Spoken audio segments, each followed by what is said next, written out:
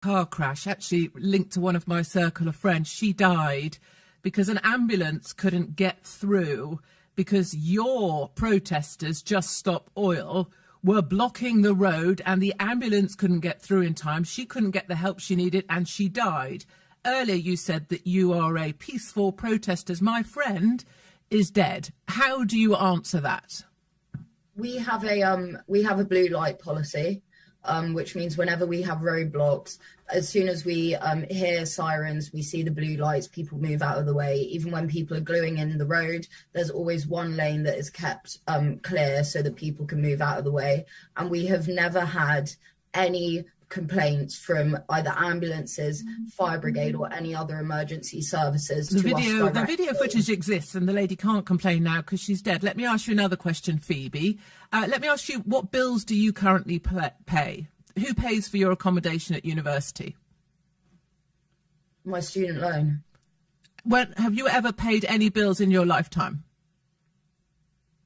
No. So you don't know what it's like to be a homeowner and not to be able to afford your energy bills, and then see some stupid young people throwing soup over a painting in a gallery that has nothing to do with the fact they can't afford to pay their bills. You don't know what it's like to pay a bill, Phoebe, do you?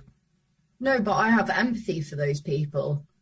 You know, the climate crisis is fueled, but the cost of living crisis is fueled by the cost of oil crisis. They are both one crisis. It's a crisis of greed of our government and their billionaire friends. What do you understand about an ordinary family who can't afford to pay their fuel bills, who needs ordinary fuel to be delivered, but because of green taxation, their bills are now so expensive they can't afford them? And if we stop oil, how much more expensive do you think fuel's going to be, Phoebe? Or is it that you're just spouting out words that you and your friend think look good?